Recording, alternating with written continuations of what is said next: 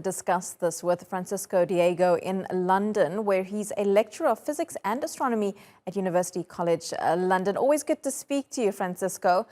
What kind of impact is Russia's leaving going to have on operations at the ISS?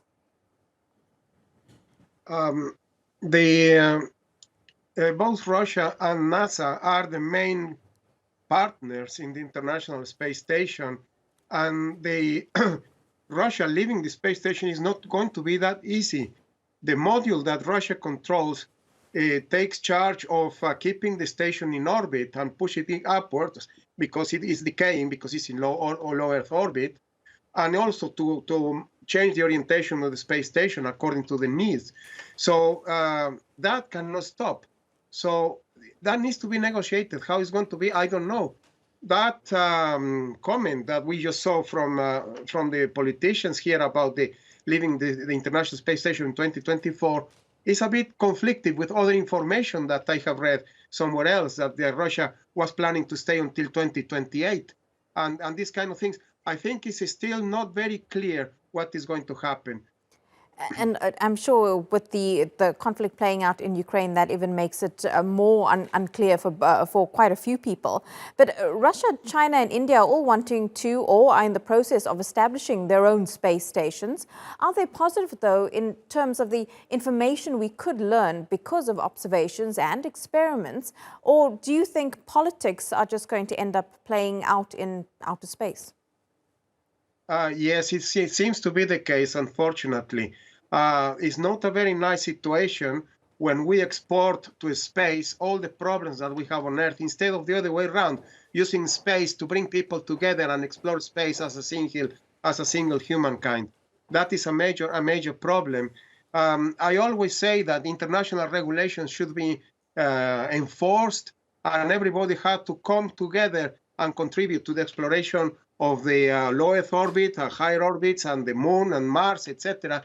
Well, it cannot be this fragmented way of exploring space.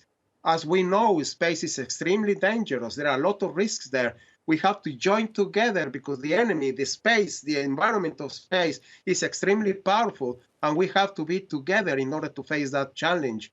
I hope that in the next few years to come, all this thing about sanctions and the war in Ukraine and all that will be fading away, hopefully, and this thing about sanctions will be diluted, and then we will come to a kind of coming back to normal life, if you like. I hope that will be the case. And Francisco, when you and I have spoken in the past, you've spoken about regulations and rules for space. There's a UN charter on it, but just talk us through why it's so difficult to implement these types of regulations. Is it mainly due because space exploration is becoming so popular and it's happening so quickly that we actually just can't keep up with the regulations? Well, the regulations have been installed since the 1960s. The Outer Space Treaty from the United Nations was established then because it was anticipated that all this may happen. Now, what we have today is an enormous commercial interest in satellites, in communications, for one side, space tourism on the other side, and most important, the militarization of space, which is forbidden by the Outer Space Treaty. If we come with military, we are going to put arms in space, then that will be a disaster. That will be a disaster, and that's the way things are going. I hope that the international community can put themselves together and try to sort out this problem, because at the same time, we will be sorting out the problems we have here on Earth with all the inequalities that we have and the destruction of the environment. We bring all these things together and we come as a single humanity. Come on, I mean, this needs to be done. Absolutely. Francisco Diego, thank you so much for your expertise on this matter. Live to us there from London.